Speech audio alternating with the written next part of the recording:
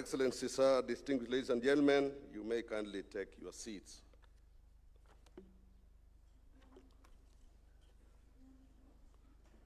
Your Excellency, the President, Your Excellency, the Deputy President,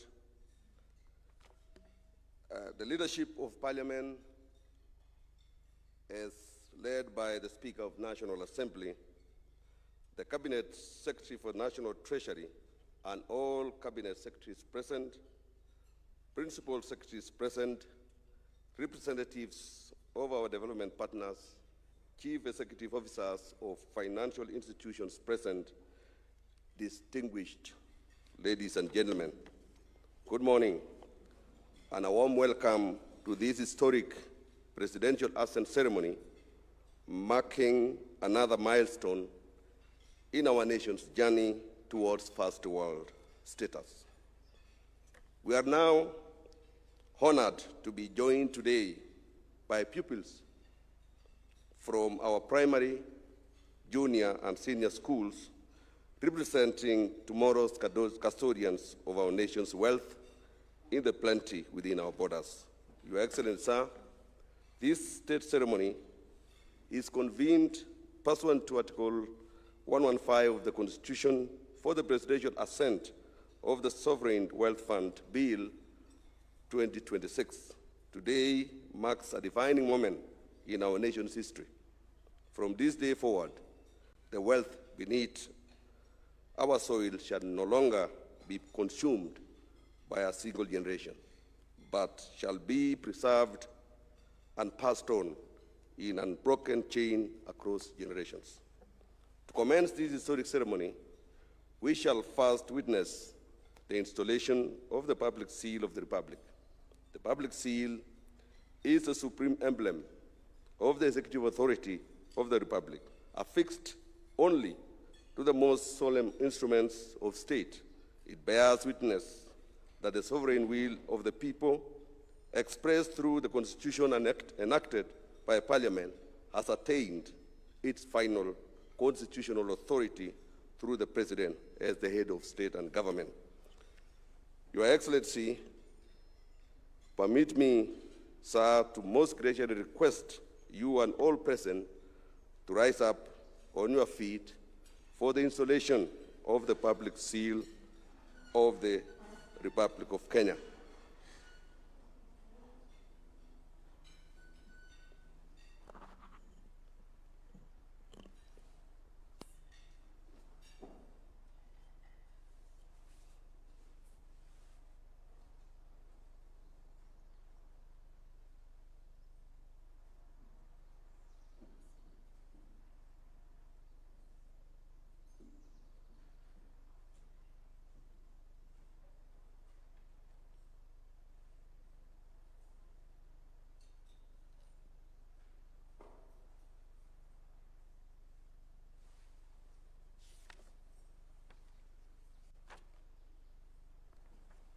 Your Excellency, sir, ladies and gentlemen, you may kindly take your seats.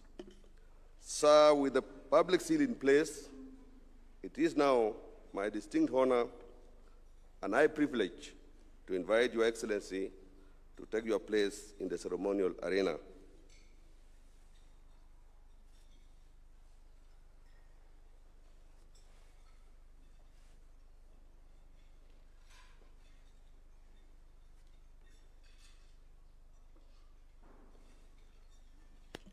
Your Excellency will be flanked on the left by the Deputy President, accompanied by the Prime Cabinet Secretary, who is not here, the Cabinet Secretary for the National Treasury, the Honorable Attorney General, and the Cabinet Secretary for Mining.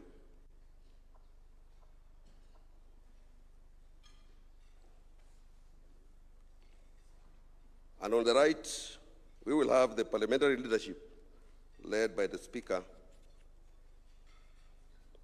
the party leader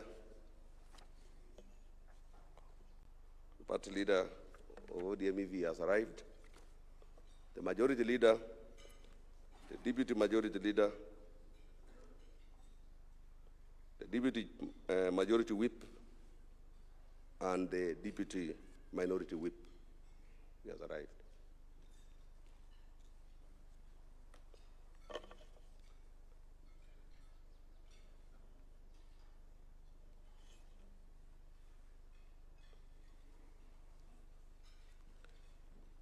Your Excellency, permit me now, sir, to invite pupils drawn from our primary, junior, and senior schools to come forward and join you in the ceremonial arena to witness this historic presidential ascent.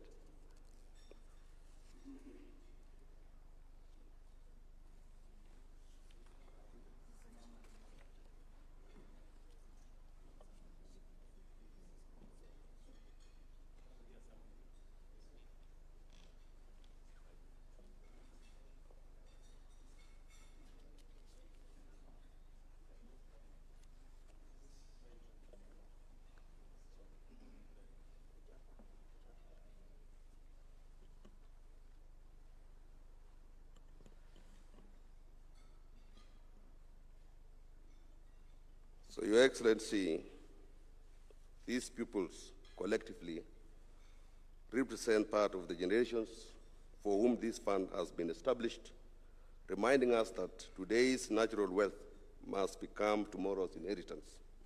Your Excellency, sir, with the National Assembly having discharged its constitutional lawmaking mandate in enacting this seminal legislation after 12 years of waiting, it is now my most humble duty to petition Your Excellency, as Head of State and Government, to exercise the authority conferred upon you under Article 115 of the Constitution and assent to the Sovereign Wealth Fund Bill 2026 into law.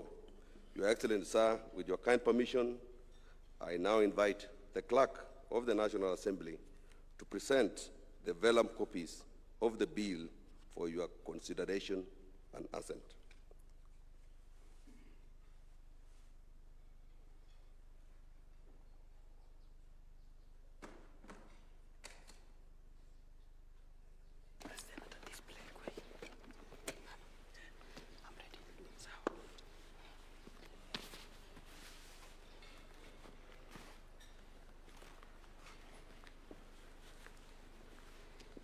Excellency, good morning. Good morning, Mr. Clerk. Excellency, I have the instructions of the Speaker of the National Assembly to place before you 6 vellum copies of bills for your assent, this being one of the most remarkable pieces of legislation to be introduced in Parliament.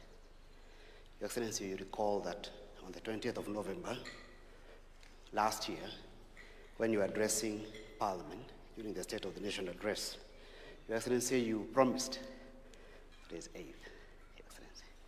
Your Excellency, you undertook that you are going to introduce and to propose to Parliament some pieces of legislation. One of them is now law, which is a National Infrastructure Fund, and the next one was the Sovereign Wealth Bill. Your Excellency, this bill, having been approved by the Cabinet, was introduced by the distinguished member for Kikuyu, the leader of the majority party.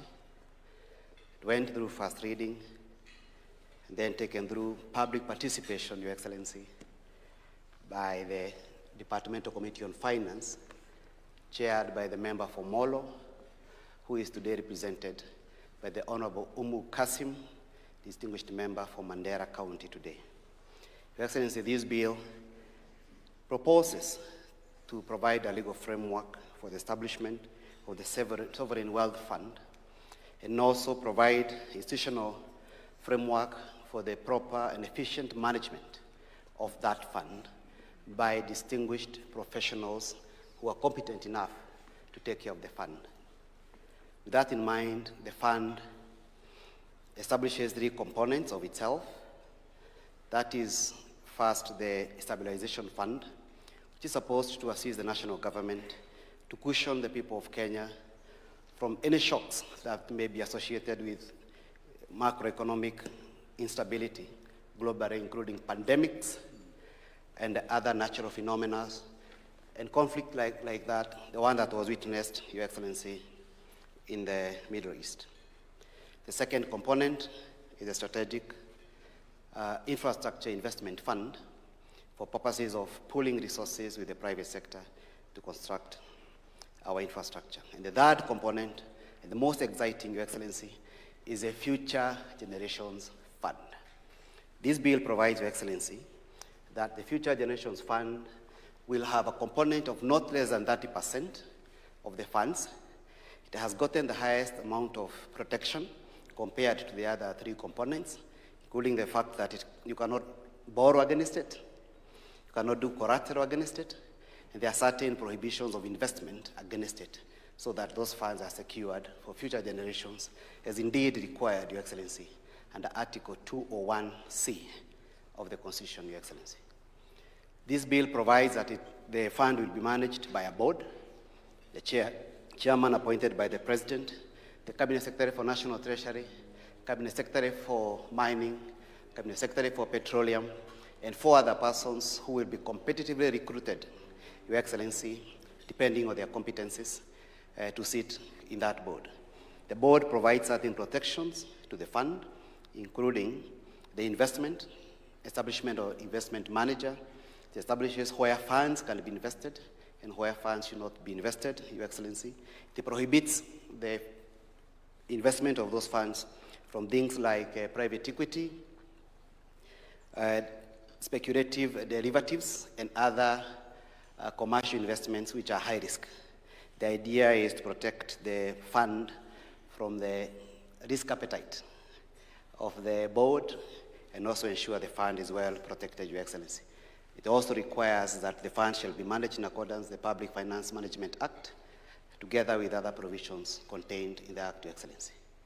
The bill has 4 schedules. One of the schedules provides for how the investments can be made, how drawings can be made, the affairs of management, the management of the affairs of the board, and many more. 61 clauses, Your Excellency, and 4 schedules. Permit me, Your Excellency, to end my commission for the day there. Thank you, sir. Your Excellency, in observance of the constitutional requirement that instruments issued by the head of state be executed under the hand and seal of the President, I now invite Your Excellency, accompanied by the pupils, to affix the seal of the Republic to the bills, thereby perfecting their enactment into law.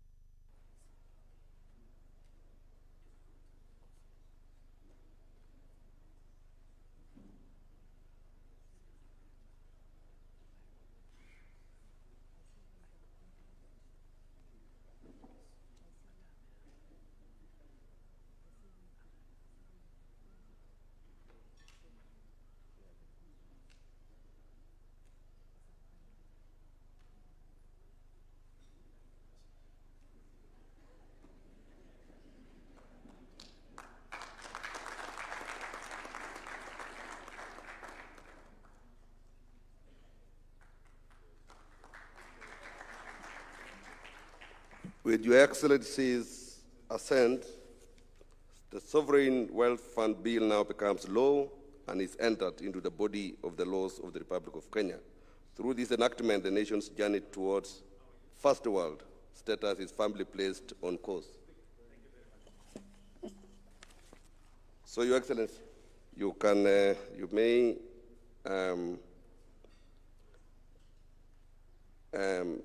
present a signed copy of the Act to His Excellency the Deputy President and the Attorney General for publication, and the Cabinet Secretary for the National Treasury for implementation.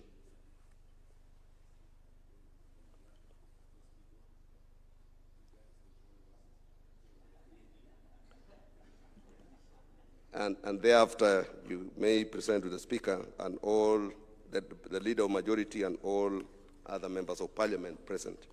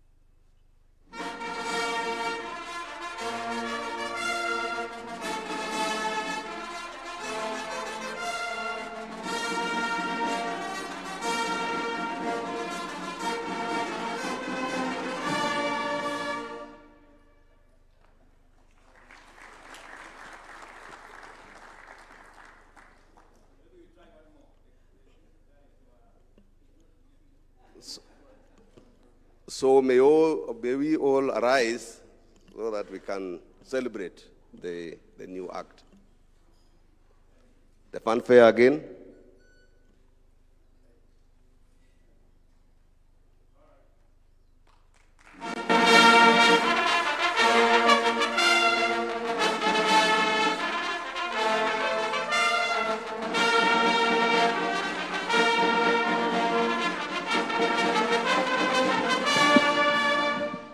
Your Excellency, you may resume your seat.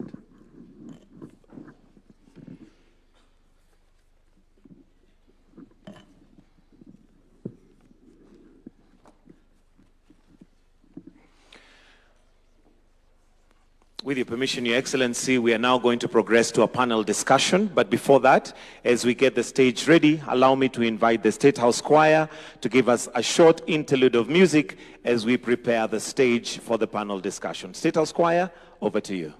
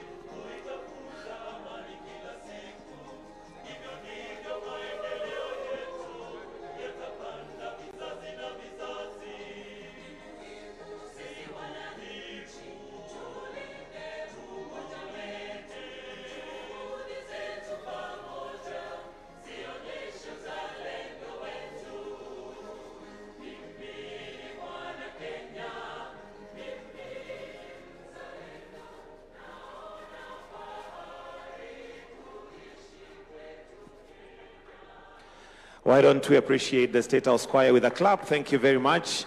With a wonderful song right there, Naipenda Kenya. Your Excellency, with your permission, allow me now to transition to the panel discussion. And at this point, to invite the moderator or the discussant, which is Mr. Wallace Kantai, Head of Communication at Central Bank of Kenya, to take his seat. We can give him a clap as he's coming. Karibu sana, Wallace. Let me also invite Mr. Tom Gitogo, Group MD and CEO Britam, to also take his seat. Mr. Nicholas Indondeka, Chair Fund Managers, to also take his seat. Mr. Paul Russo, Group CEO, KCB, Mr. Paul Russo. Dr. James Mwangi, CEO, Equity Bank of Kenya PLC. A clap for him as well as they're coming. Then the last panel person is Honorable FCPA John Badi, the Cabinet Secretary for National Treasury and Economic Planning, to take their seats. Most welcome. You may take your seats, and I'll now hand over to Mr. Wallace Kantai, who is going to be the discussant or the moderator for this panel. Welcome.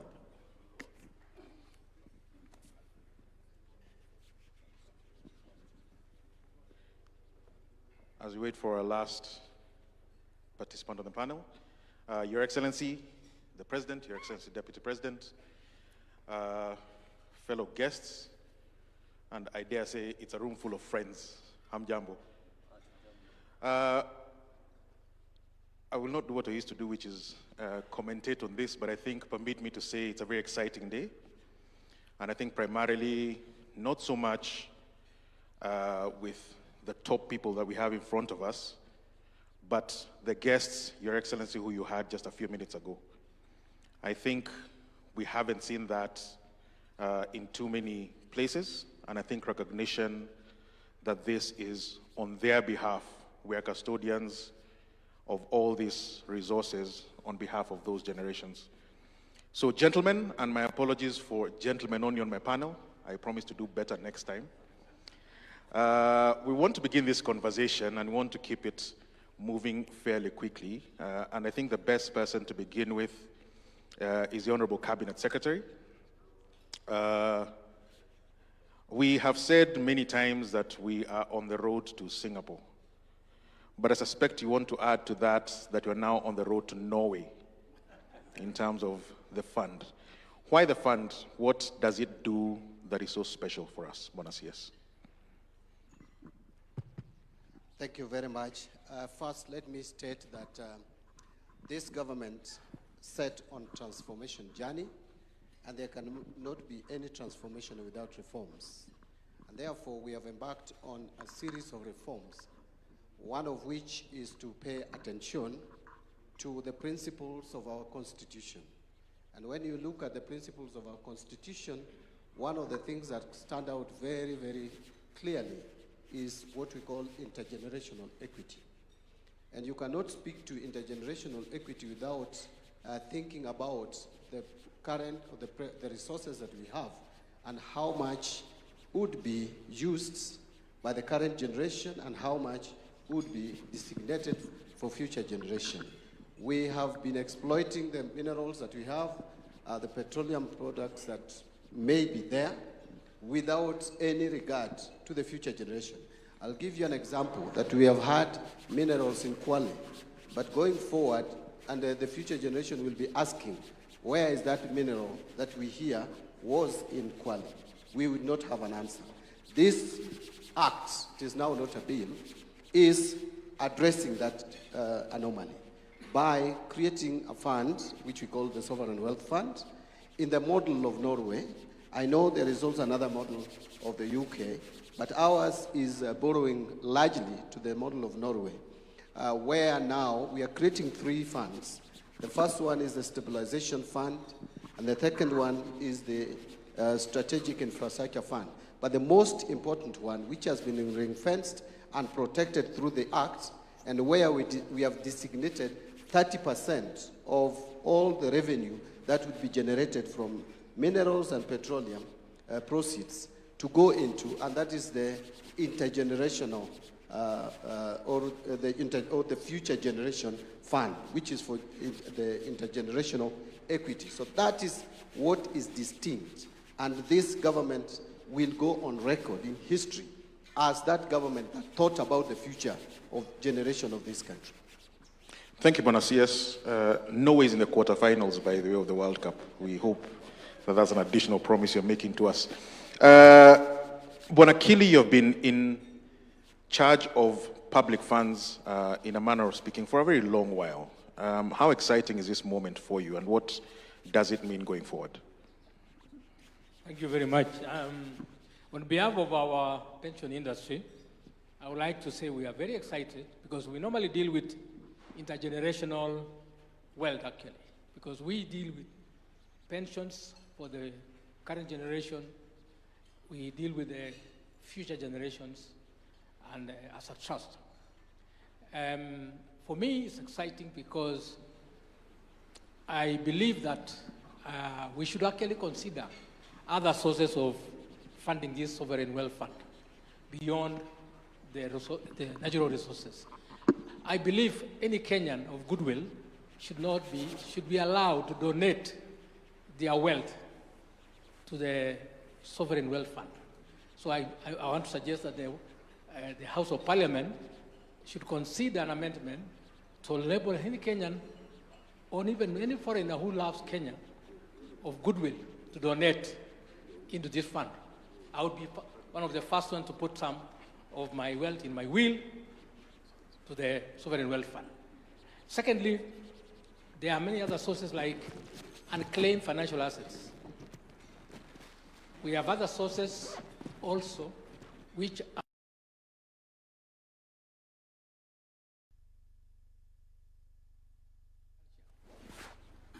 obviously we need to consider that these resources are attached to go to this sovereign wealth fund. And as a result, we shall build a fund very fast. Also, the common people, the citizens, should be allowed to put in whatever shilling they should be able to put in. You remember, and I know our head of state is a Christian, that when Christ came to recognize the best donor or the best person who gave, it was an old lady who gave the only money she had into the kitty. I would suggest that the common wananchi are allowed to give even a shilling into this fund. And as a result of that, that money should be then invested. And we are appealing to our capital markets through the Nairobi Stock Exchange to play their role in enabling us to grow this exponentially. So we are excited. Thank you very much. No, thank you. And that is an interesting proposal, because one of the people who revolutionized finance from the mass direction is yourself, Bona James Mwangi, starting 30 or so years ago, and we can see where it's led to now in terms of what I might call financial inclusion, but more particularly people taking part in the development of their own country. Is this another revolutionary moment similar to that one that you led all those years ago? Thank you very much. I think this is beyond a revolutionary movement, because it's the collective will of the Kenyan people, signaling their commitment to invest into the future. So when a people decides to build the future themselves, they liberate themselves from dependence. And I see this as a bold step, saying that we are changing the way we have done things before. The second one, it speaks broadly about the maturity of the Kenyan people. When people think beyond themselves and think about future generations, it then means perpetuation of a legacy of a nation. But also, when you create an institution with the protocols, like the one enshrined in this institution, you protect that wealth specifically. And that is what I see as very bold steps that are very, very transformative. But I think for me, what touched me most was to see a Wings to Fly scholar. And he greeted me and said, "You gave me a scholarship. I can now see investment for the job that I will take after education." So you can see people can relate, that it's not just present, but the future is secured. And that to me is quite telling. But let me talk about Norwegian Sovereign Wealth Fund. That is maybe the best example, and you can compare it with the British Sovereign Wealth Fund. They were started at the same time, for the same purpose, but you can see Norway now has 2.2 trillion US dollars in the sovereign fund for a population of 5 million people. That is staggering. They have not only secured their children, they are now securing grandchildren. But what is unique about this? And I say it, I know it well, because 14% of the entire shareholding of Equity Bank is by the Norwegian Sovereign Wealth Fund. You can imagine, we Equity are limiting 14% of all the dividend we are paying to the Sovereign Wealth Fund. So the structure of investment, they can tap on the best investment in the world to facilitate the growth of their wealth. But we have borrowed this concept as equity. We all know equity 30 years ago, you have evoked 30 years ago. The smallest financial institution in Kenya, number 66 out of 66. But it's the discipline of thinking about the future that has created equity. The last time equity raised capital was 2007. 2007. But 20 years, we have funded by sharing today's prosperity to build the future. We only pay 30% of available for distribution as dividend and reinvest 70%. And I see this is what the country has started to do. Thank you. Thank you. And Bwana Rousseau, you're also in the banking sector, but I'll approach it perhaps more directly in that regard, and where the banking sector is today and what it looks like going into the future. This is new, but it's also very big in terms of the resources that will be in it, and also some of the ambition behind it. How do you think the banking sector will interface with it and react to it? Yeah, thank you, Wallace, and thank you, James, for pitching for the banking sector and the role that we need to play. I think just in the first instance, when you see the captains of industry that are present here for banking, tells you how important this is. I think we have more than 10, if I'm not wrong, of CEOs from banks that are present here. Wallace, I think I'll start by answering this question broadly. I think we've pitched the country in a number of instances from banking sector from a return on investment basis. And that has been significantly high. I think we've done extremely well. These two funds, and I'm lucky to sit in the council of the National Infrastructure Fund, these two funds specifically set two major requirements for us to take the next bold step for the country. One is governance and transparency. I think if there is an assurance that every single investor has been looking for, I think that answer has been provided in the way these funds have been structured. And that's extremely very important. And to take it also on a lighter note, in every single time that banks have attempted to de-risk investment and working with government, we've been going for letters of support. We've been running to say, give us some guarantee, something we can hold on to. I think these funds have been structured to be able to de-risk investment and how we work to bring to life significant infrastructure investments in the case of NIF.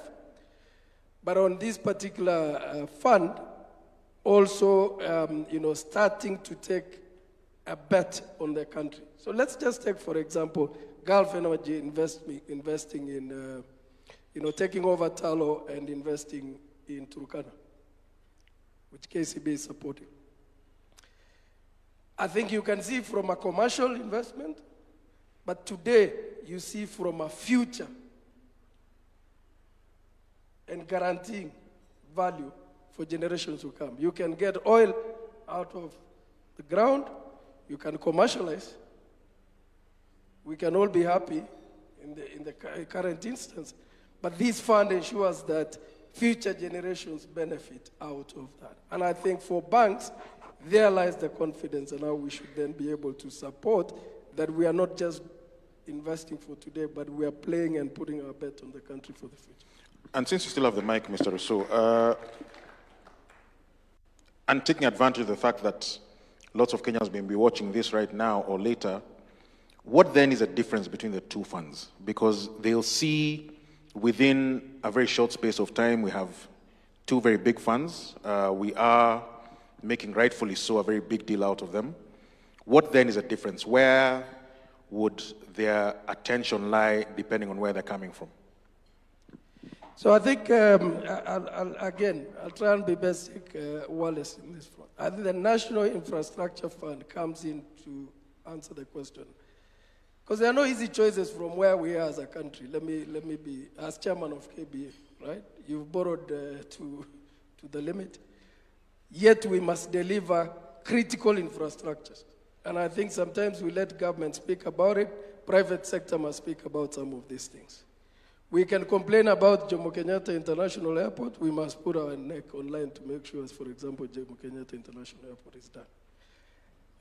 National Infrastructure Fund comes in to say, how do we deliver those significant national projects without loading additional debt and borrowing to government?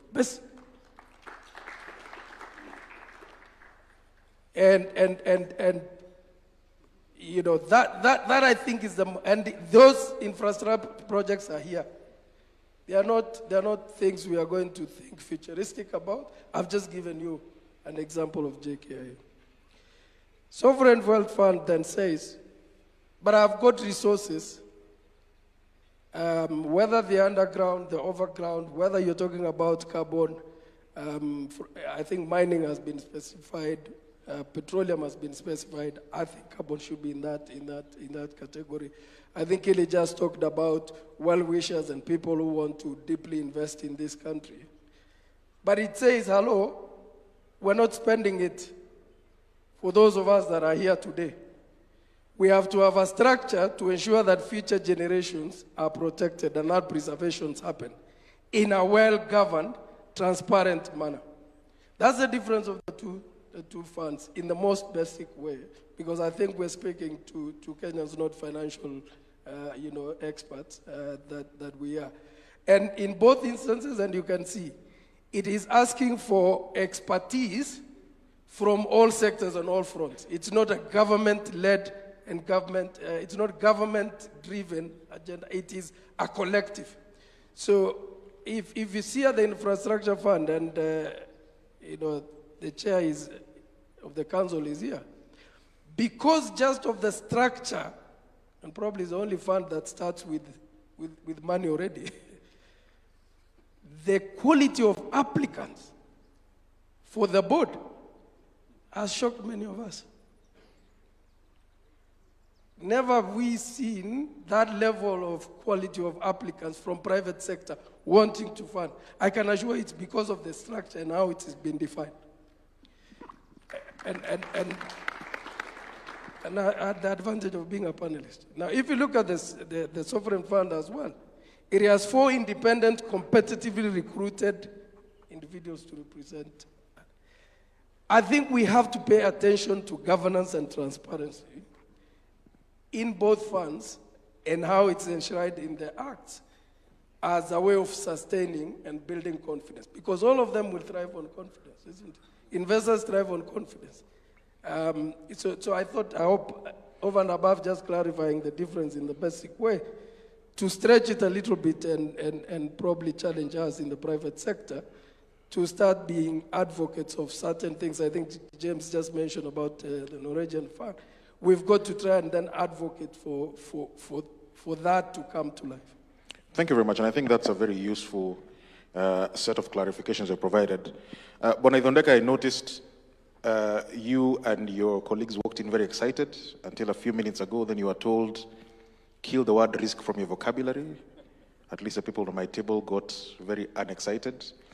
How should you look at this? Because investment and returns does have a certain element of understanding and taking on risk.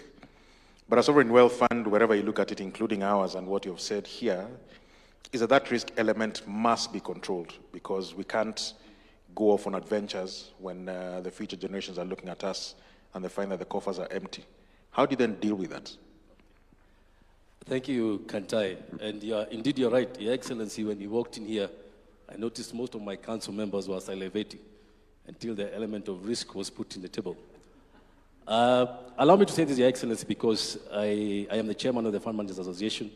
There are quite a number of council members in the room, and I need to make sure when I go back, I'm still the chairman. So, Your Excellency, what they asked me to do today is to convey just one thing, to tell you thank you so much, because in the last 3 years, we are delivering double-digit returns to our clients. And this is the third year in a row that we are seeing numbers hitting almost close to 20% on our funds.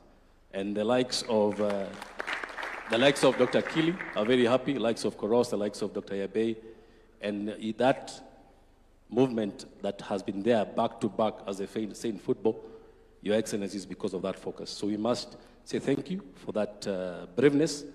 We're walking into the markets quite quickly as soon as you took over, and that excitement and that confidence was executed in the market. Your Excellency, they say when I was a young man, one of my council members used to tell me, he was my boss then, now I'm his chairman, so life can change. He told me that fortune favors the brave, and Your Excellency, you have done that for us and you have led from the top. So Kantai, you talk about how does it relate in terms of risk and in terms of protecting our markets.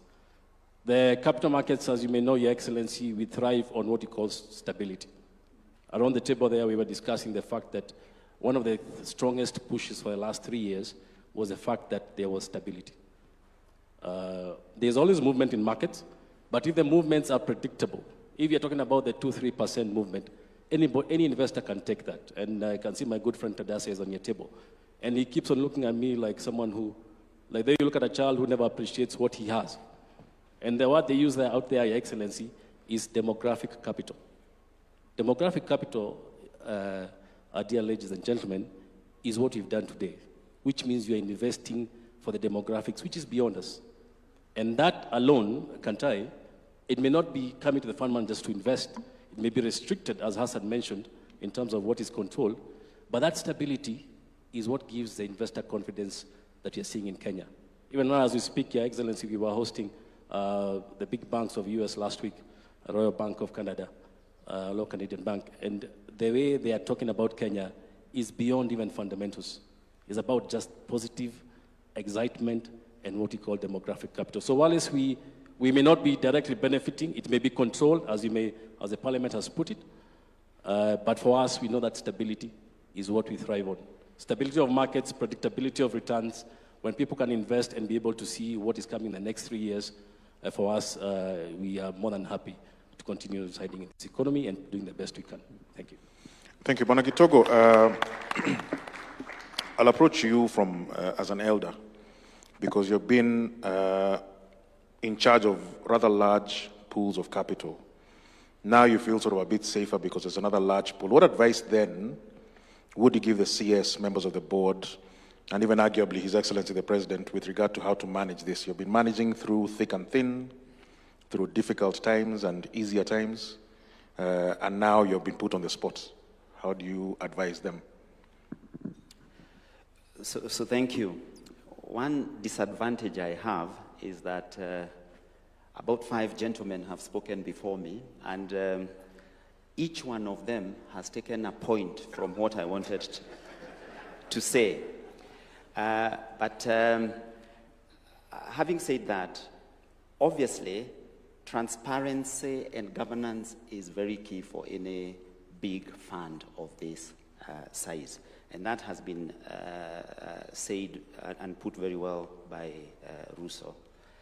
The next thing is that the risk element, as His Excellency mentioned, is key. The approach of the investments need to take into account what the purpose of the fund is. There's three bits. Obviously, the stabilization, which is very good for our economy. It will attract investors, big and small, because of that stability. Economies go up and down. There's nothing we can do about that. But with stabilization, that helps us attract and continue investing into the future. So the right amount of risk, particularly reducing significantly the risk exposure to the part of the fund that is about future generations is key. But the fund will also not grow if it is not very well diversified. James talked about the Norway fund investing in Kenya. That gives it exposure to a double-digit growth in a growing economy. So I would expect that the fund would also look at investing elsewhere on the continent and elsewhere in the world, because it broadens the risk base. I think that is important, but obviously that needs to be done professionally, as Nick has said. And then obviously keeping in tandem with the trends. We have to invest, especially because things are changing, and we know the wider demographic is the youth. We cannot obviously also invest in what we have always invested in. I'm excited about the infrastructure, because in the insurance space, we are looking for long-term investments, and it's the same case with pensions. And this fund, in conjunction with the National Infrastructure Fund, will make a lot of the infrastructure investments that we so desperately need in this country bankable. And that will attract long-term funds from the private sector, including the insurance business. Yeah. Thank you. And perhaps I want to come back to you, CS, now getting into the details. In terms of the way the fund has been structured, we have spoken about protecting or ring-fencing for future generations, but at the same time, James Mwangi spoke about Norway investing in equities, which are of necessity risky. How do we, or how have we structured, what choices did you make in terms of how the fund is structured to ensure that longevity, but at the same time, as Tom Gitogo says, that we actually get returns, because it's not enough to simply be safe. There's a reason why we have to grow. Thank you very much. Allow me first to also add on to what Paul Ruto said regarding the slight difference between National Infrastructure Fund and the Sovereign Wealth Fund, and talk about the sources of funding. In terms of National Infrastructure Fund, you'll notice that the Act clearly spells out that any divestiture in public-owned or state-owned enterprises will be invested in the National Infrastructure Fund. Yet the Sovereign Wealth Fund is now focusing more on revenue proceeds that are derived from our natural resources, more particularly the minerals and also the petroleum. So that is another distinction besides that. But let me now address the question that you have just put across to me regarding how the fund is structured and in terms of investment. And just to pick from what Toko has said, that actually the fund allows for not just investment locally in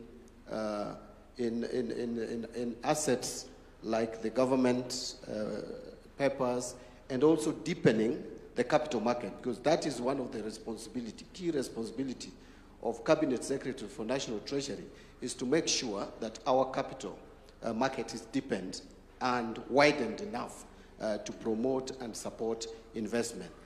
The Act also allows investment in convertible currencies. So long as what you are investing in, even if it is an international bond, it must be an investment in a bond that would allow for convertible currency. So there's that latitude for the board to look at the international market and see where there could be high value for the investment, but it must be in convertible currencies. But there is also provision of proper oversight. Investment policy must be approved all the way to the National Assembly, and there is enough oversight in that space. The Cabinet Secretary must, in consultation with the Cabinet, meaning that the Cabinet must approve, so it has enough guardrails to ensure that the funds are well protected. But looking at the three funds, you will also notice there's some slight differences there. That the second component, which is the strategic infrastructure component, allows you latitude, like the National Infrastructure Fund, to come in and again invest in our public infrastructure projects, which help in de-risking these assets for partnership or blending of capital with the private sector. And then when now you come to the intergenerational or the future generation component, they are the guardrails that the Act provides. And those are found in the schedules, the Schedule 1 and the Schedule 2 to the Act. Thank you very much.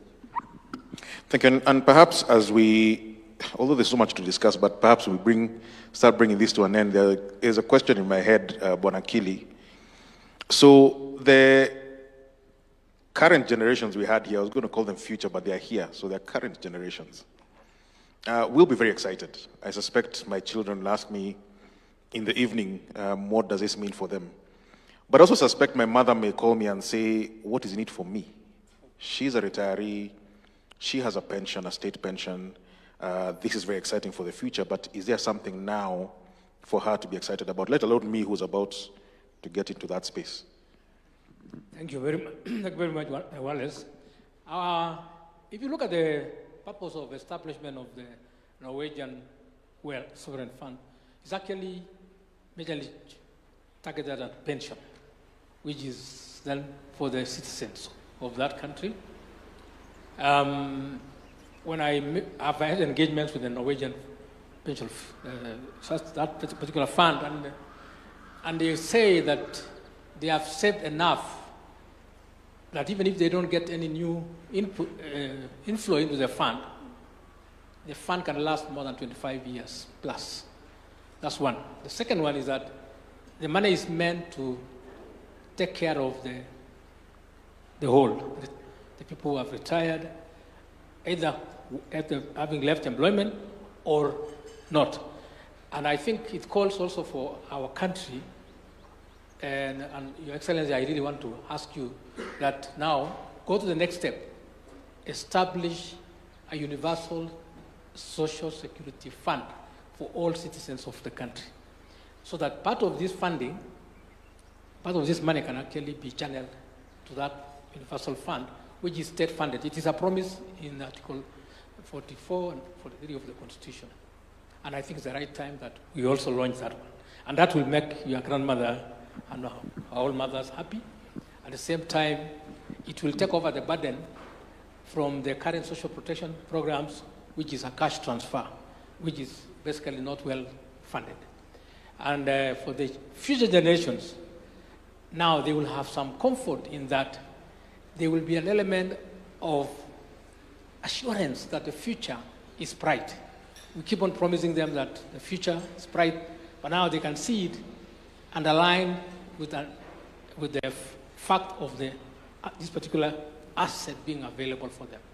Thank you. Thank you. And I'll ask the four gentlemen before I get to the CS to wind up the same question. Where do you see this, let's call it 20 years, is a good time and a good window to look at it, starting with you, James Mwangi, for this fund? Where do you see us being? What I really see is a transformed public sector, because what this fund does is that it creates disciplined planning. So we will now be a very structured, planned economy. The second aspect that I see is crowding in of the private sector. To me, this is a signaling effect. The bigger funds will come because these two funds de-risk, and they may just be investing 10%. and 90% will be private sector. So there will be massive crowding in. And like Singapore, which used Temasek, a FAD, there's a possibility that we could be able to reach 25% investment as a percentage of GDP. And if you look at all stories in the world that has ended up well, investment as a percentage of the GDP is about 25. Kenya is at 18. These two FADs, together with the crowding in of the private sector, would allow us to breach the 25% state, and then that can usher a predictable growth path for the economy to transition. Thank you, Bwana Ruto. Same question, 20 years. Yeah, I think about the multiplier effect and technically what is going to come out of that. I personally see that level of confidence and, the ability that you don't have to explain Kenya as an investment destination with governance and the transparency that is provided for. And as James has said, look, funds will follow, as I said earlier on, ROI, but will follow governance and transparency. So significant investment. Thank you. Thank you, Kantai. For me, I think 20 years down the line, I expect to see a very different country. And Your Excellency, we must congratulate you, because what this sovereign fund is doing is to make sure that the David Ndees and the Hassans, 20 years down the line or even earlier, don't have to go to those Muthaiga meetings that David Ndii had to go through. Every Thursday, just to think about how we will not default on the Eurobond, and God gave us that favor. So one day we write that book, Your Excellency, and we'll have a small chapter there of the late nights. It stopped becoming a government issue, it became a whole sector issue, and we are happy we went through that. As it is right now, Your Excellency, the number of DFIs has gone up. I think we were talking about that report early in the morning. As it stands right now, we are hosting delegations of big capital. We know California teachers, big pension schemes, big sovereign funds, all the way from even Netherlands. All they're trying to do is just to get 1% into Kenya. Remember that demographic capital is what they're seeing. So 20 years down the line, I don't think any president will have to go through what you went through. You'll be having an economy which is running itself. And for the fund managers, please make sure your tickets are already in, because as you walk into the future, there's more money coming chasing for the same resources. So we need to get ahead and protect our country. Thank you so much. Thank you. Tom Kitogo. I think for me, given the confidence that this gives and signals to the economic players, and given the work ethic of Kenyans, this gives us a sure chance of perhaps being the biggest economy on the continent. Oh, wow. Short and succinct, and that gives you pressure, Bwana CS. Where are you taking us? Thank you very much. First, let me make it clear that, in my opinion, President William Ruto will go down in history as the most reform-minded and transformative president that this country has ever had and probably will ever have. I say so because in this administration, we have seen privatization acts legislated in 2025. We have seen the Government-Owned Enterprises Act legislated and enacted, very transformative. And when you want to transform a country or any system, you must disrupt it. So what we are seeing is actually disruption that is positive and progressive. We have just had National Infrastructure Fund enacted into law, and a fund that has attracted over $2.8 billion US. If you study or you take a sample of all the funds that have been set up, the National Infrastructure Funds, probably ours has the highest startup or initial capital. I have discussed the Indian fund, the Indian model with them. They started with less amount than ours. So we are starting at a very strong position. Now we have the Sovereign Wealth Fund, another first for this administration. So I don't think I'm sycophantic if I say that President William Ruto will go down as the most transformative, the most reform-minded president, and thankfully I will be hanging on his coat for the period that I served in this office, also to be branded probably the most transformative cabinet secretary, depending on how long I sit here. But where we are taking this country, as a government, we are taking this country, you know, we have said it, and it sounds like a joke, but it's the reality, that we are taking this country to Canaan through Singapore. But now it appears even we will be rerouting through Norway before we navigate to Canaan. But again, because we want to reach Canaan quickly, we will make sure that we fast track the journey. That is why we are starting. National Infrastructure Fund is up, and the board will be announced soon. And again, now today we are enacting another fund, the Sovereign Health Fund, Wealth Fund, with very robust governance structures, with a board that will be competitively recruited, apart from those who are going to come from the government. So I see a future for this country. Finally, in this fund, the stabilization component is going to be very critical. Remember, just the other day, we have been complaining, and even today, that we need to lower the prices of petroleum products, the oil prices. And you hear people talk of reduce prices, reduce prices, reduce prices. For you to be able to manage that, the shocks, you must have a dedicated fund that would help you do that. And this is one of the routes. It is not about shouting in political rallies. You cannot go to a political rally and reduce the price of petrol, for example. It is not possible. But that is what you are made to believe, that the government can just stand somewhere and say the prices of diesel will come from 182 to 60 shillings. It cannot happen.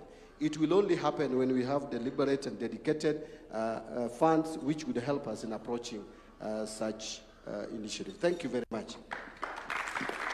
So, Your Excellency, no pressure whatsoever from what I'm hearing.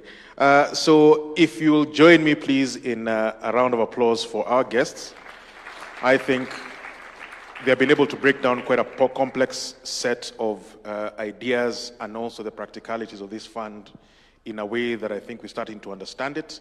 And we do hope, and the promises have been made, that this is going to be revolutionary for this country. Asanteni sana, and I want to hand over back to Gitonga. Thank you very much. Why don't we put our hands together for the panel again? Thank you very much, Wallace, for your indulgence. And Your Excellency will now progress to a few comments that we will have. And as we clear the stage, kindly let's clear the stage. Thank you, Your Excellency.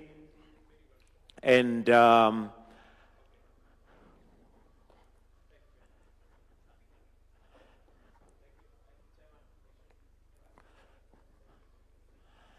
thank you, Your Excellency. So we'll now progress to a few remarks. And Your Excellency, it has been said that the youth are the leaders of tomorrow, but today we realize that they're not really leaders of tomorrow, they're already leaders of today. And to start us off on our comments, we have two students. You've listened or heard them before, and I'm sure they're familiar to a number of us. And I'll invite Lynn Mogore, who is the president of Kenya High School, together with Rooney Gitonga, who is also the president of Bureiruri Boys Senior School in Meru. Why don't we give them a clap as they're coming? Rooney, also please come so that you'll make your quick comments as we now progress with the rest of the program. You may use this as we progress. Rooney, please come so that you'll stand next to her. Please go ahead.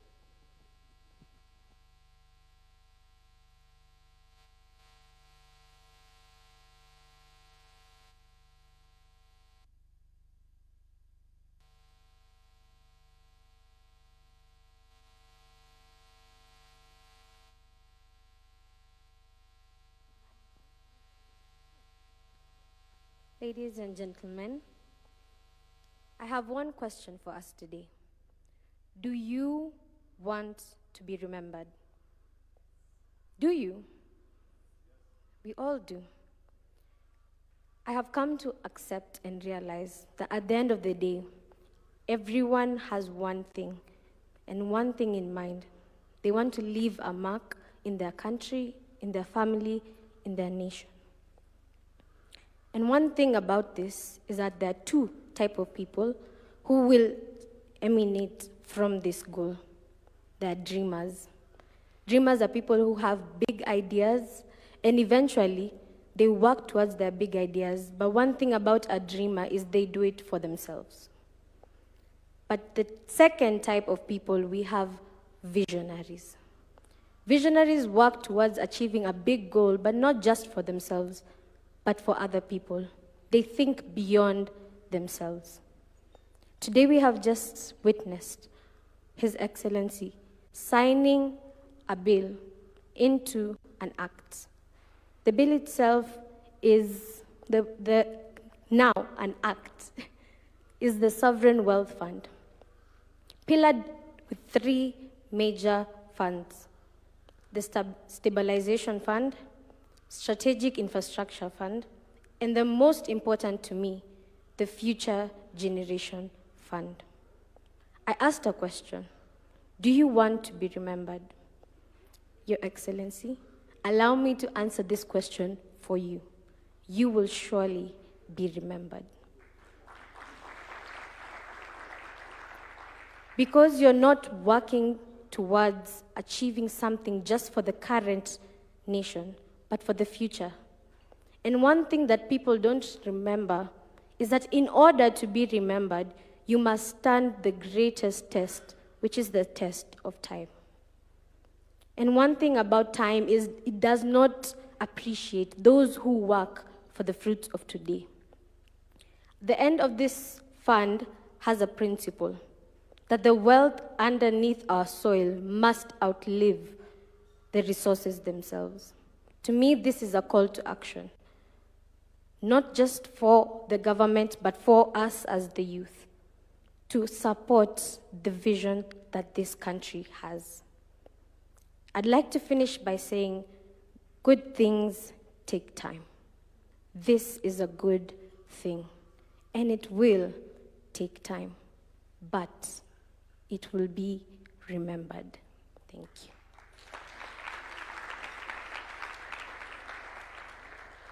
Okay, thank you very much, distinguished guests, ladies and gentlemen. Good morning. Okay, let me take this opportunity first to thank God for enabling me to be here. It is a dream come true, if I can say that. Me setting my foot on this great place, it is a dream come true. And I will quote the words of our president: I am a man on a mission. I don't have room to lose hope or any option to retreat. I'm not going back again on the village. I'm rising. Okay, on this great day occasion, first, I would like to thank the government of Kenya under the leadership of our president. It has greatly shown us that they are not just investing for the current world. They are not just investing for the current nation. They're investing for the future.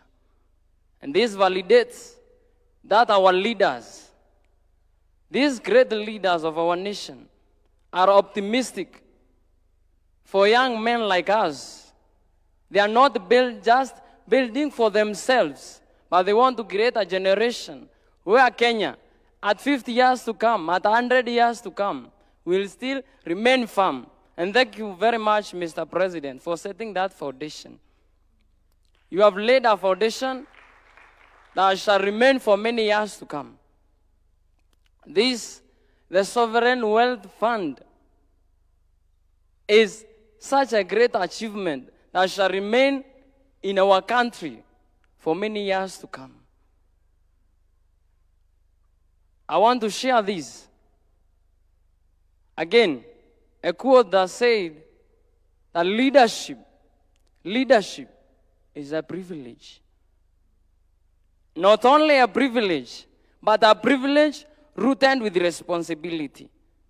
I have come at a moment, I just look at the government of Kenya, and at least I am relieved, because I know the people that we have installed our lives on are people who are capable of leading us to higher levels. In the lives of our president, a person who is greatly committed to transforming our nation, a person who is always optimistic about the future. We thank you very much. I have seen this thing worthy because it is considering us. We are the future of Kenya, the future of this great nation. And you have invested onto us. And Kenya is not going back again. Kenya, we are rising. The pride of Africa. That is our position. That is our milestone. I know challenges will come. But this great occasion of today has set a milestone that even those challenges, when they come, at least Kenya will be at a par. That we can affirm onto those challenges and we counteract them in our nation. Thank you very much, our government. That one is a great, great achievement that shall remain remembered in our lives. Also, before I finish, I want to acknowledge the presence of my father. Dr. James Mwangi is my father. I want to say this in front of the nation, that Equity Bank has made my life. And I have promised him several times that I'm not turning back. He gave me a scholarship and a wings to fly to join high school. And I promised him that the opportunity that he gave me, I was worth it. And I'm not returning back. Thank you very much. Thank you very much. Thank you very much. Okay, may God bless all of you, and may God bless the Republic of Kenya. Thank you very much. A round of applause for our students. You may take your seats. Your Excellency, I am also guided to give an opportunity to Mwangi Ngai. And Mwangi Ngai is from Rusinga School, but he also was a witness to the process of the making of this particular act, which is now, this bill that is now an act. And Mwangi, very briefly, kindly just give your comments. Very briefly, please. Thank you, everyone. Your Excellency, the President of the Republic of Kenya, Dr. William Ruto. Your Excellency, the Deputy President, Professor Abraham Kithure Kindiki. All protocols observed. My name is Mwangi Ngai, and I'll be brief. I wasn't notified.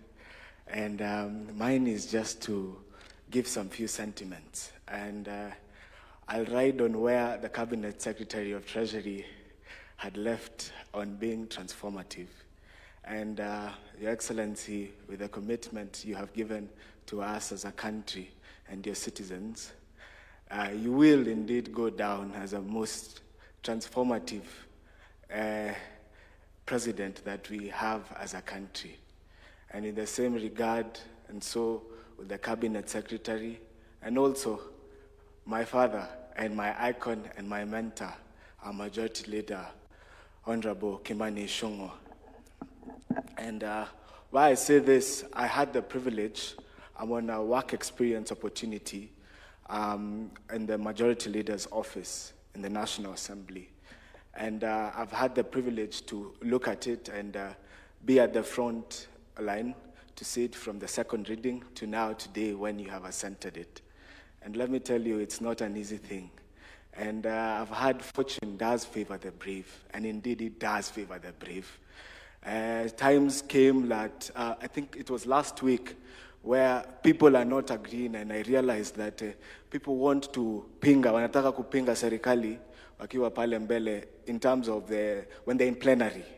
But now when they go to committee, even the Majority Leader had to call for harmonization, which was well led by our MP for Molo. And let me tell you, indeed, finally, today the baby that has been taken through steps, through readings, through all those deliberations from the different stakeholders, the baby indeed today has come out to be very successful. And let me tell you, because I do have hope in this country, I'm very, very privileged to be here today. The Sovereign Wealth Fund indeed will cater for all of us, because indeed it is only the foolish people who use money for today and not save for tomorrow. But as my good brother has said here, that leadership indeed is a good opportunity to serve other people and not to take advantage of them. And indeed, today we are all testament to that. And Mr. President, thank you so, so much. Because indeed, and why I'm speaking with so much conviction, is because sometimes I sit down in my bedroom and wonder, where is this country going to? But when you see the big stakeholders, I've had, we call someone here Mr. Moneybags, but the real money today was on stage, talking and very passionate about this country, then indeed I have hope. Because the generation and the future that we say is in the future, that generation is referring to us. And indeed, I am grateful. And with that with those short remarks, Your Excellency, thank you so much. And I'm grateful for this opportunity. And may the good Lord bless you. And every day we are praying for you so that we transform this country. And indeed, Rome was not built on one day. And it's a step at a time. And we will indeed transform this country to be the next best country in the world. So thank you so much, Your Excellency. I'm privileged. Mwanginga is my name. Thank you very much. Thank you. Let's give him another round of applause. Thank you. Your Excellency, your mentorship programs are clear, as we can see these leaders being mentored today for the future. Your Excellency, with your permission, allow me now to invite the Cabinet Secretary for National Treasury, Honorable John Badi, to come and make some few remarks before we progress with the rest of the program. Kindly, let's welcome him with a clap. Welcome, Bwana Waziri. Your Excellency, the President of the Republic of Kenya, Dr. William Ruto, the Deputy President, Speaker of the National Assembly, and the other distinguished guests, ladies and gentlemen, good morning once again. Your Excellency, I am glad to be standing here today during this significant milestone that transcends the operationalization of a piece of legislation or just being a key statistics to our body of laws. This is a clear demonstration on the government's commitment in setting our country's sustainable economic foundation and ensuring that we have a nation that stands on stability, that stands on fairness, and which is offering equal opportunities to its people. Your Excellency, our economic policies are not just about managing the present, but it also must focus on building the future, and our delivery guardrails built around fiscal discipline, sound planning, and broad participation.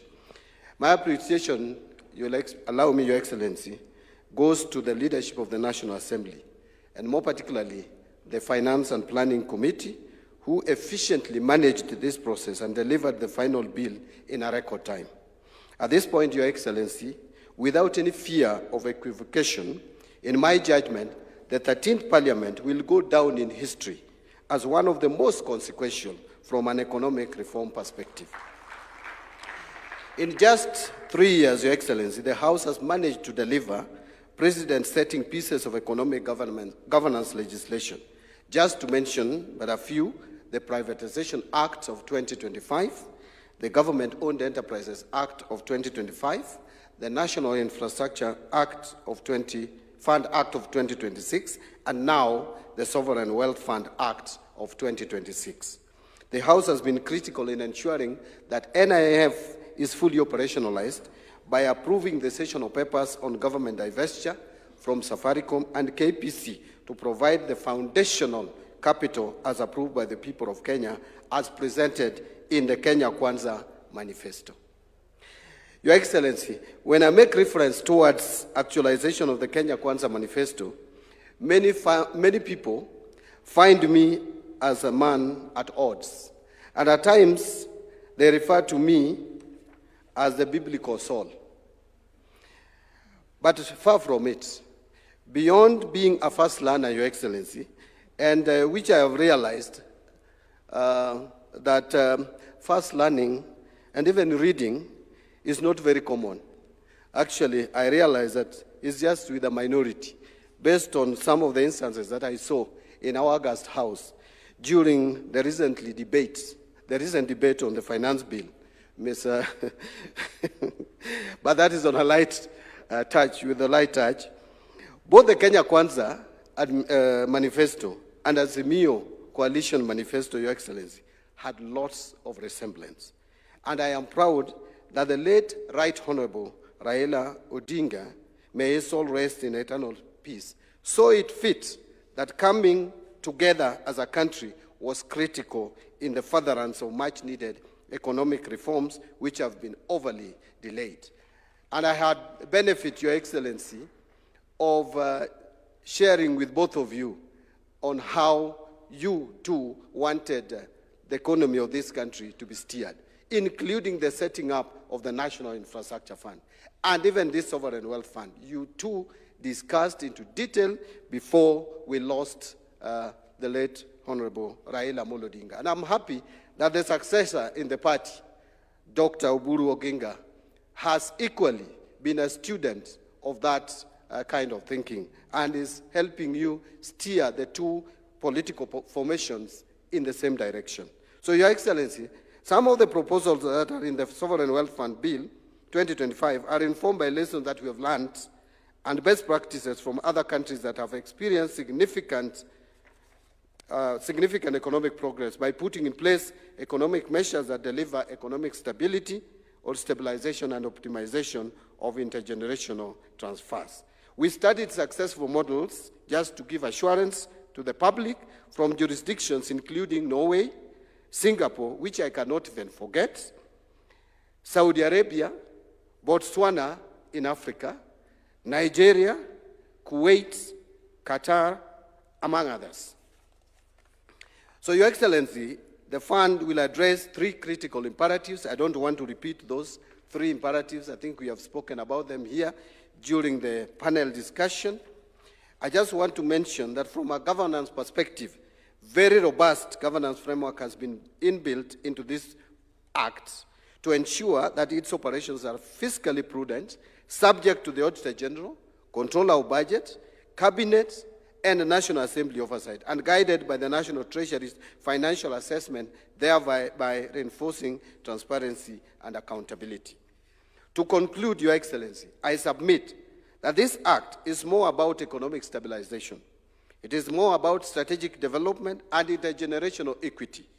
Again, I know we have many naysayers who have kept lecturing us on the need to have a sovereign wealth fund only when we have budget surpluses. Let me tell them, the best time to start was yesterday. The second best time to start is right now. Making today the critical window to take action. We must not have or drop excuses. We must build momentum instead of waiting for a perfect moment that may never come. For a practical example, look at the progress we are making on our savings. With the bold reforms ushered in by this government, the pension savings have almost doubled over the last 3 years. It is a clear demonstration of what bold, brave, and proactive leadership can deliver to its people. Thank you very much, Your Excellency. It is now my humble duty to invite your, let me seek guidance.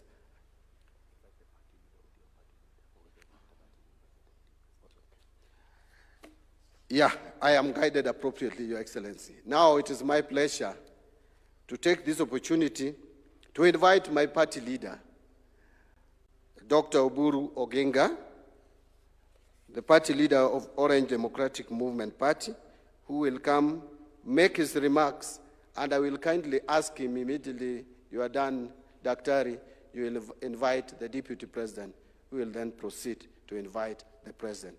Thank you very much. Could we clap for the party leader of ODM as he comes?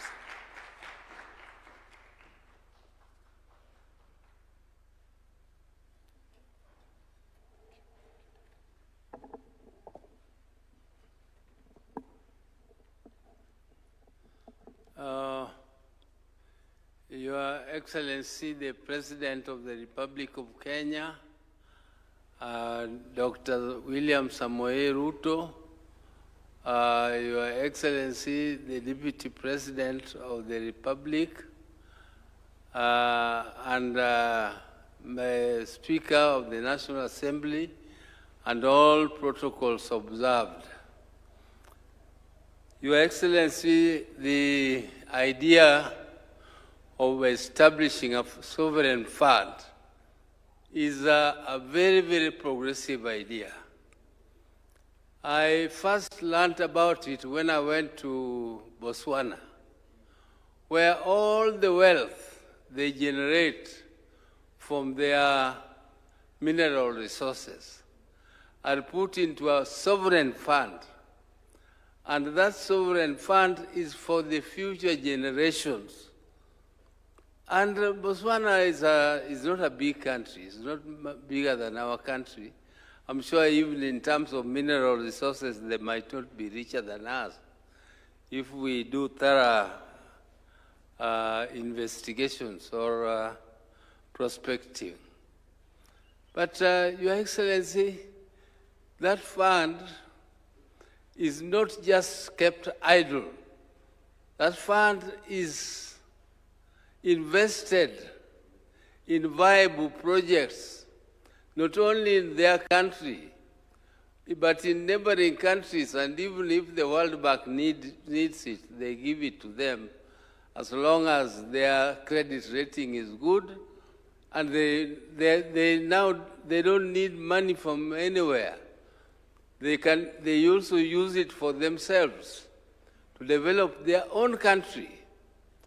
And what an idea. That instead of having a big heart, which makes you go to the big capitals, and instead of talking of trade and relationship based on sovereignty and on equality, you are going to beg.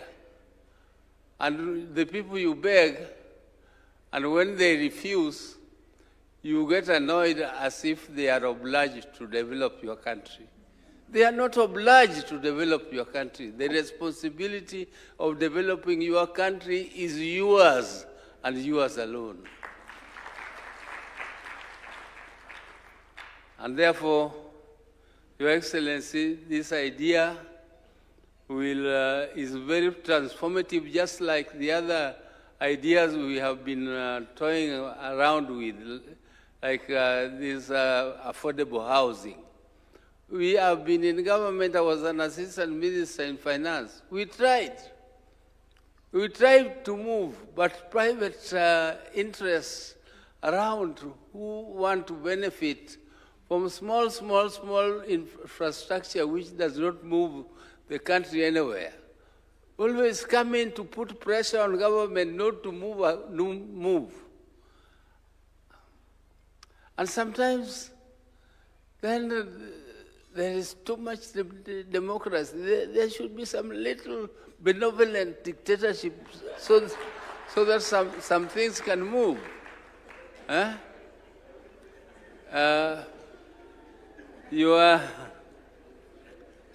Mr. President, I don't want to say that you should be a dictator.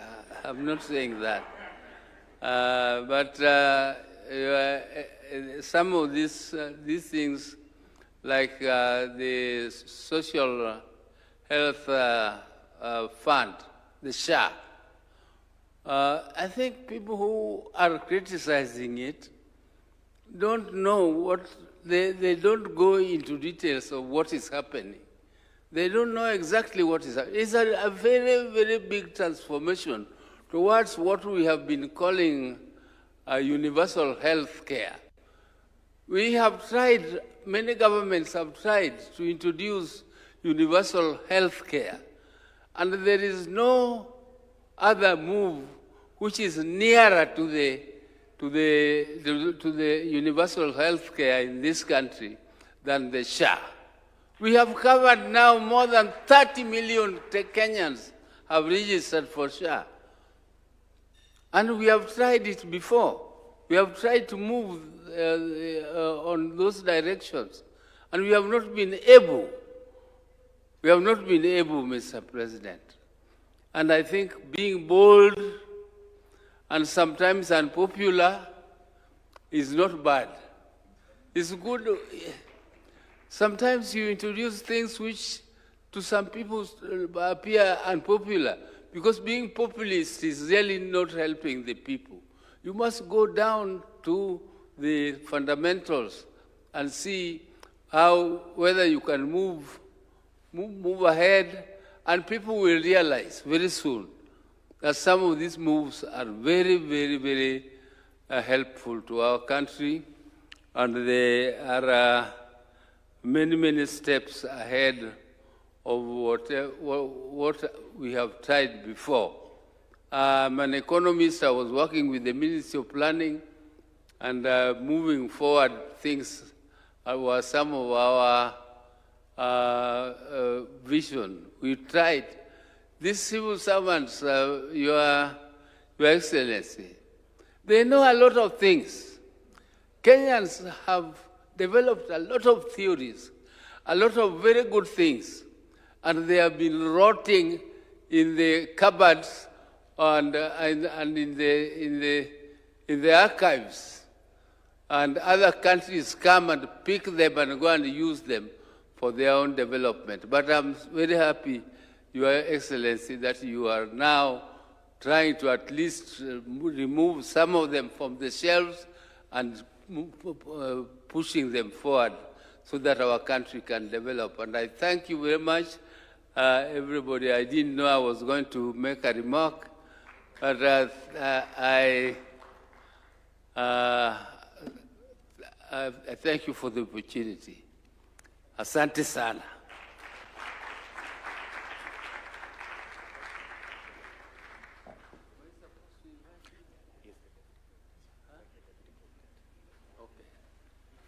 It is now my honor to invite His Excellency, the Deputy President of the Republic of Kenya, Honorable Kithure Kindiki. Thank you. Karibu.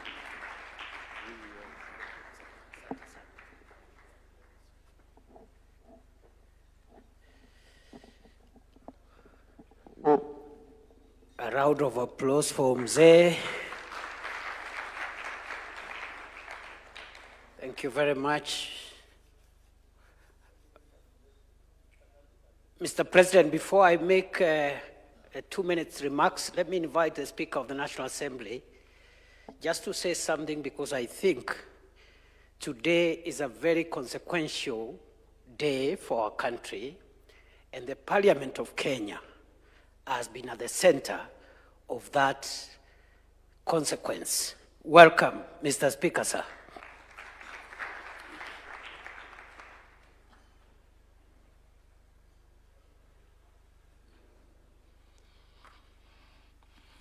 Thank you very much, Deputy President. Your Excellency, the President, I ride on all the protocols established. We say in Africa that he who stores food during harvest does not fear drought. And this is exactly what we are doing. The issue of sovereign wealth in our nation was a dream of our forefathers at independence. In the famous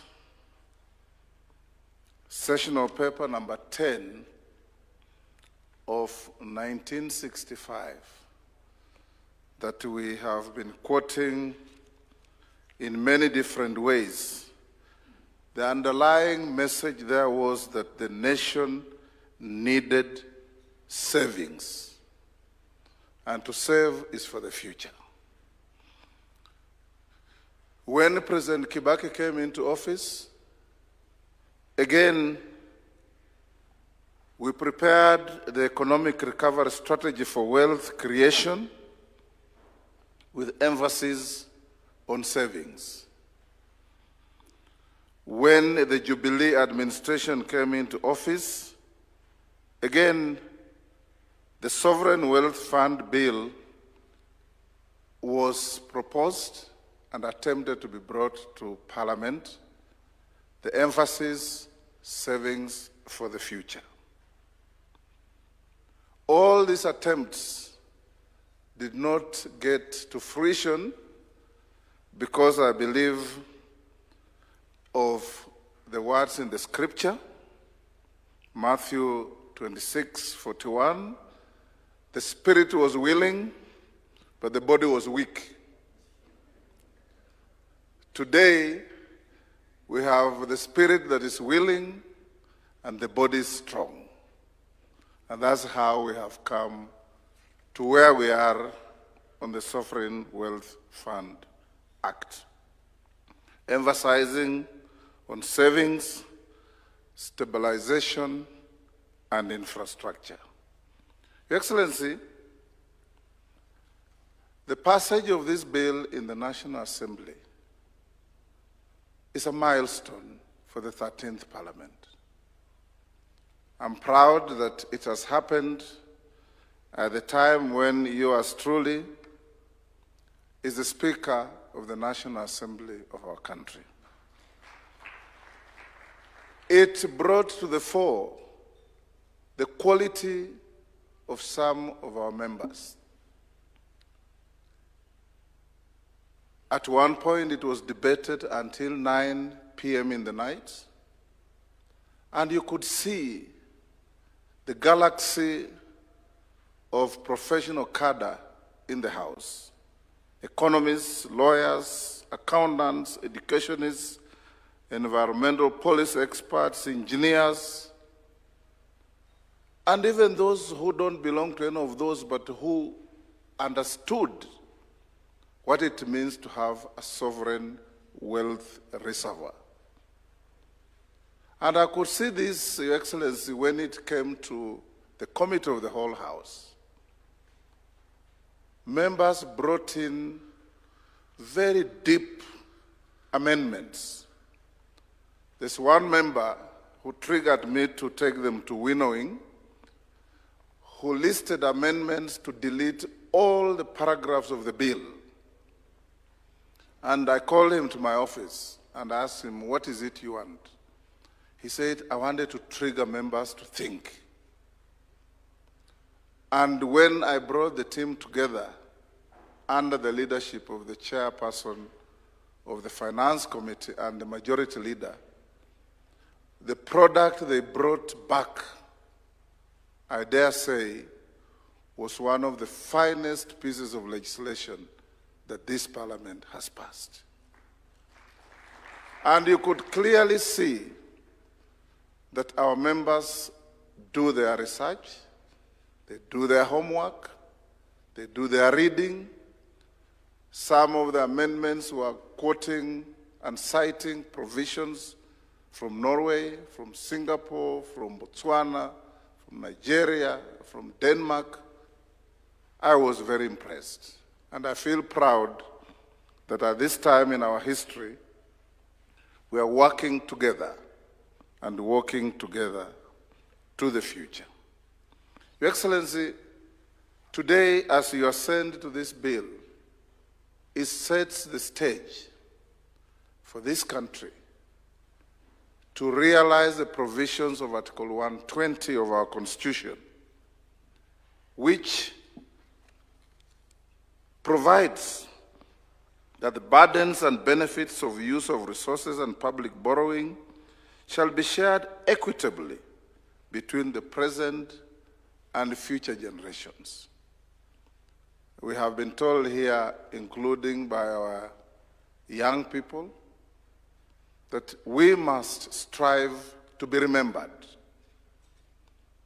And the people who are remembered for all the wrong things, you will be remembered, Your Excellency, among many things, for transforming this country and standing up to demonstrate that unlike the words of Jesus, your body and your spirit are both willing and strong.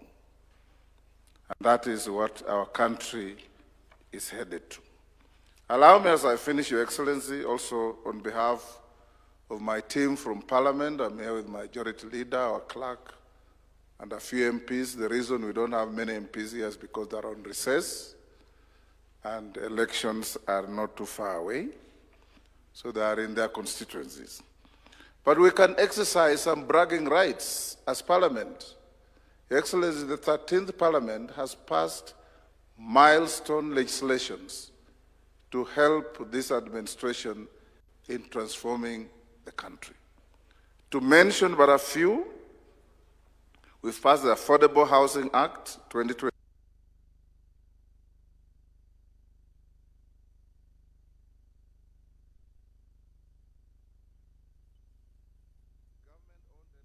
Enterprises 2025, the Judges Retirement Benefits Act 2026, which, Your Excellency, you remember the Chief Justice telling you that there was an attempt to change that act that was passed through colonial rule in 1948.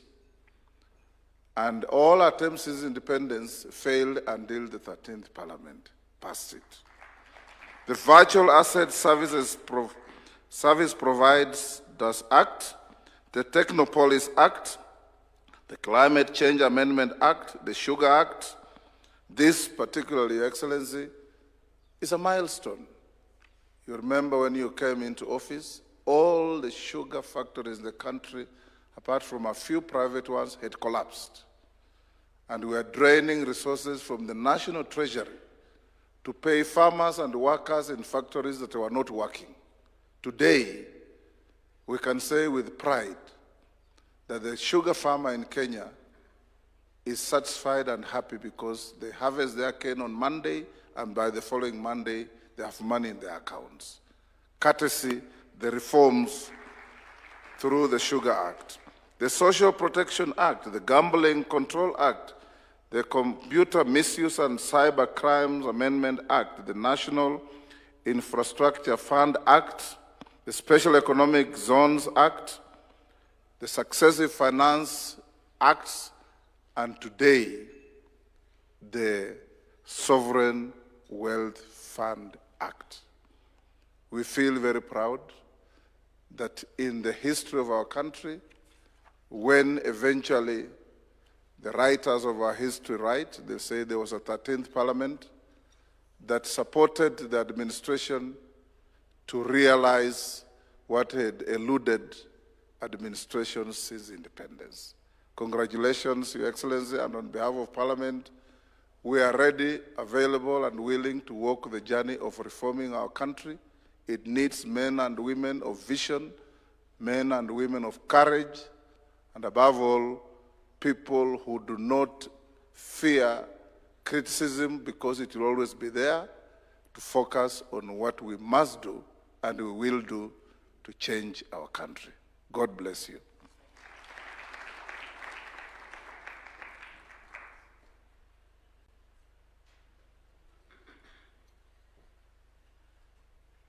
Mr. President, let me join all those who have spoken before me to congratulate you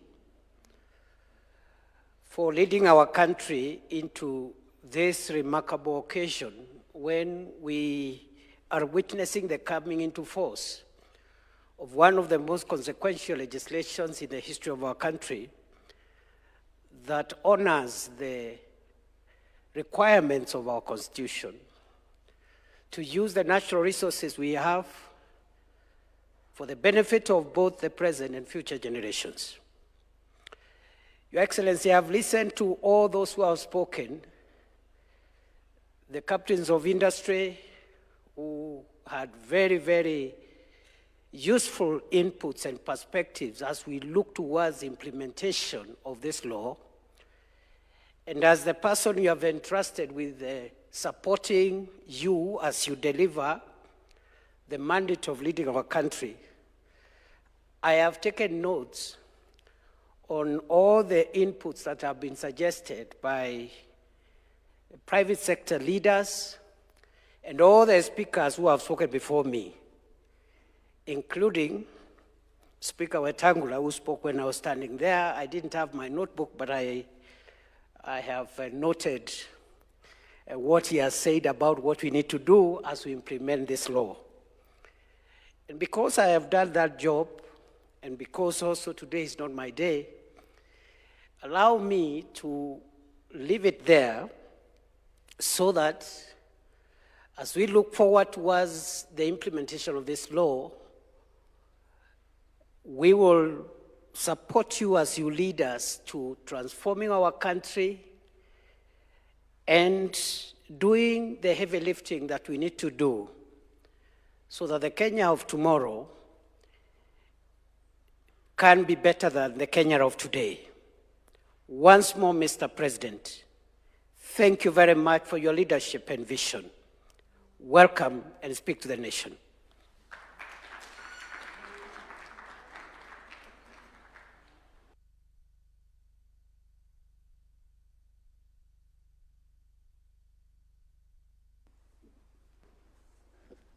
Thank you very much. Please, let's take our seats. Asanteni sana. Your Excellencies, distinguished leaders, ladies and gentlemen, good morning and welcome to this, in my opinion, very consequential ceremony this morning. There are moments in the life of a nation when history is recorded not in years, but in months.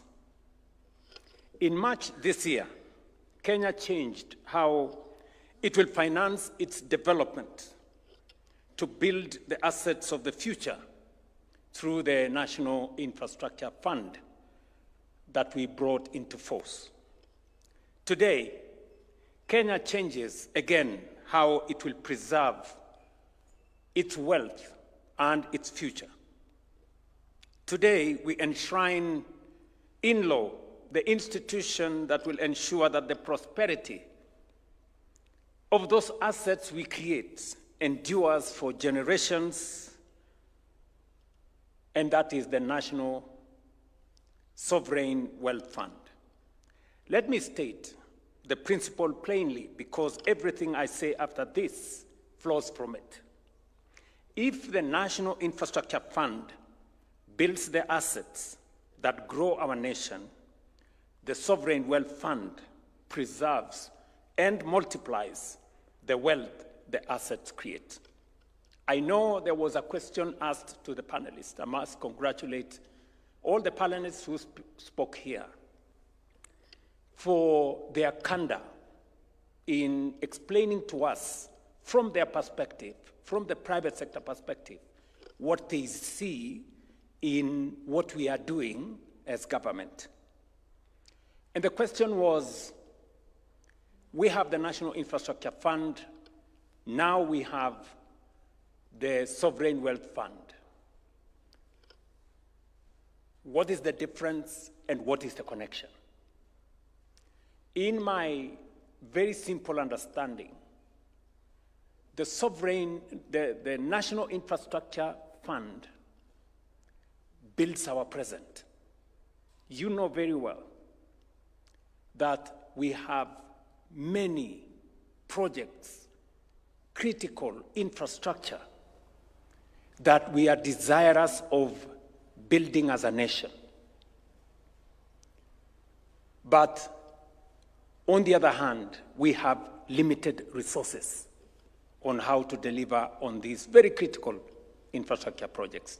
The National Infrastructure Fund creates the bridge between the infrastructure projects that we need for our growth and the resources that will unlock the capital for us to implement these projects.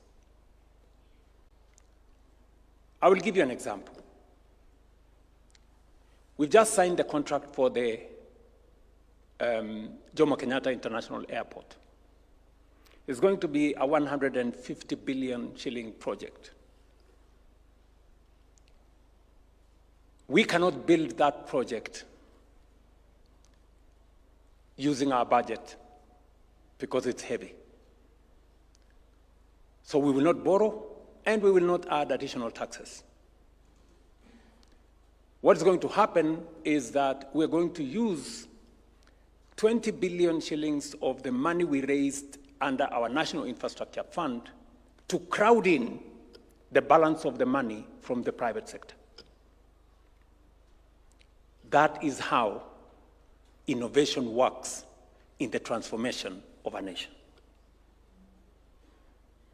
That is why in our midst here, we have fund managers, we have different investors, we have banks who are looking at the opportunity, pension funds who are looking at the opportunity to invest in Jomo Kenyatta International Airport. That is what NIF is going to do. But Sovereign Wealth Fund will connect the investment we are making in Jomo Kenyatta to the future generations.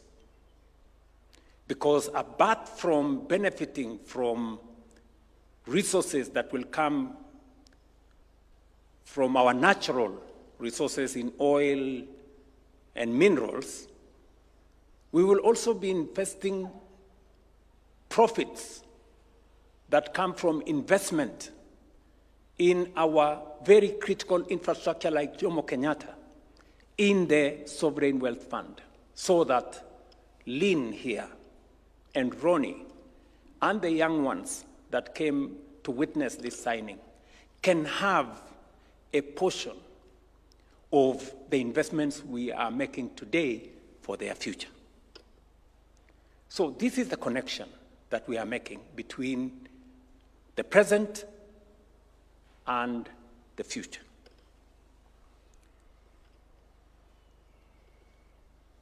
These are not isolated milestones. They are successive chapters in the deliberate transformation of our republic.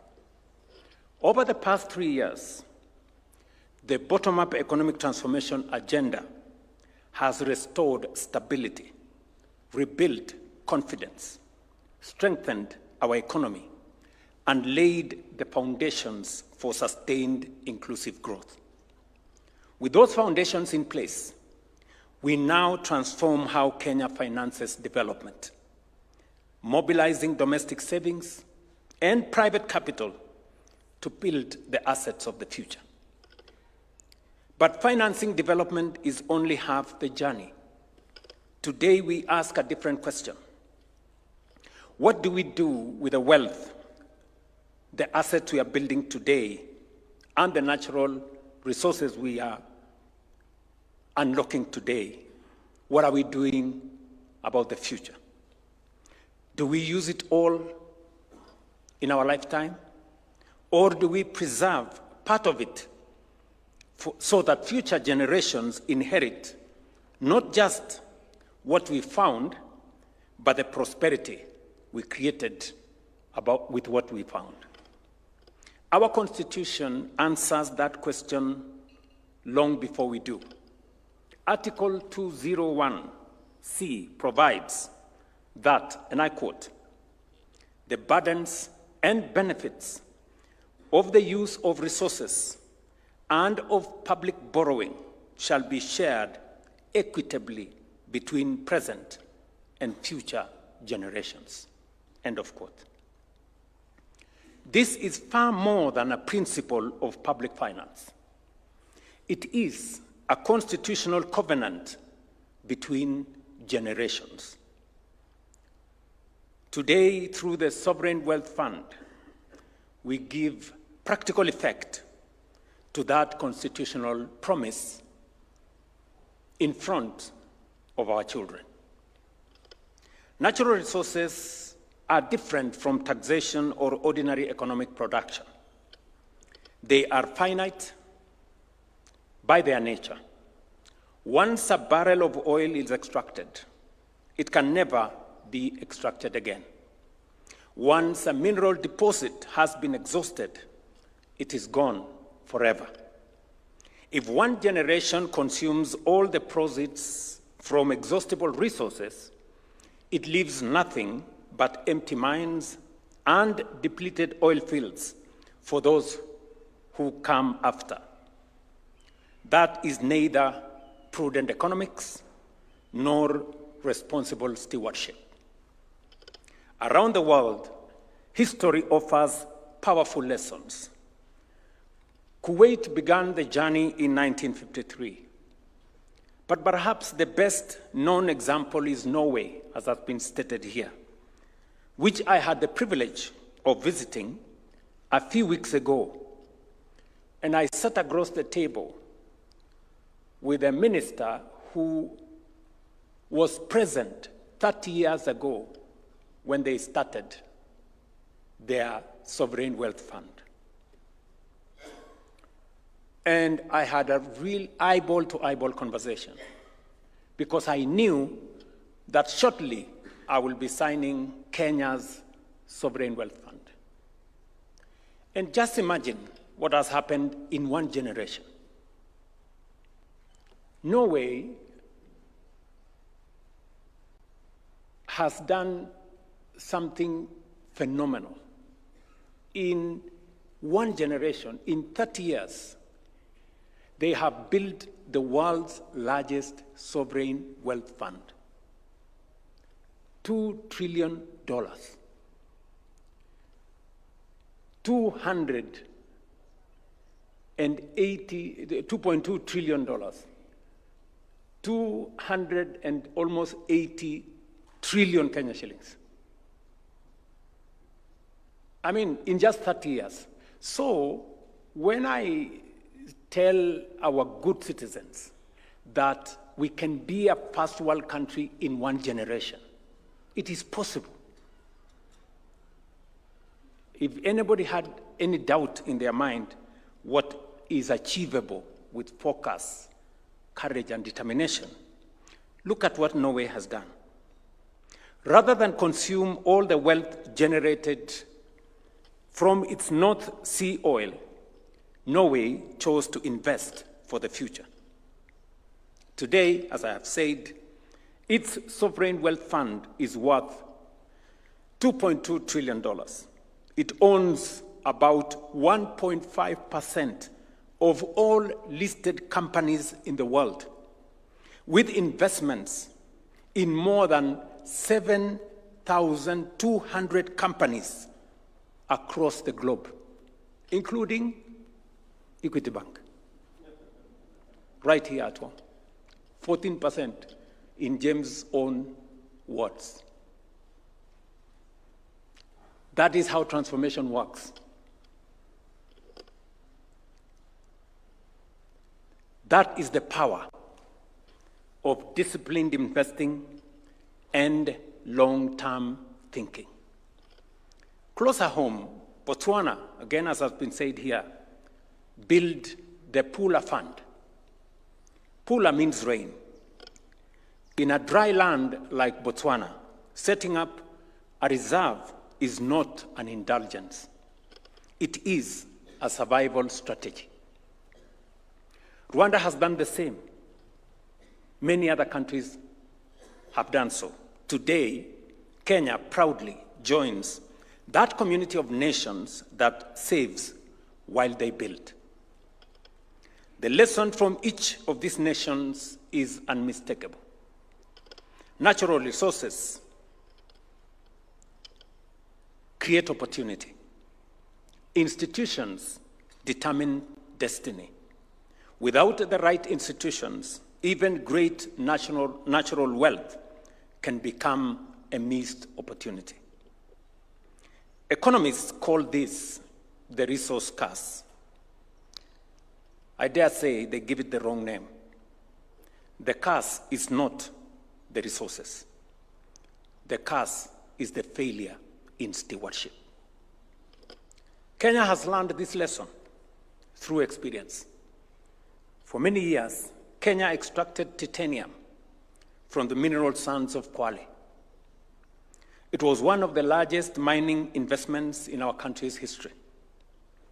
The minerals were extracted. Those deposits can never be mined again.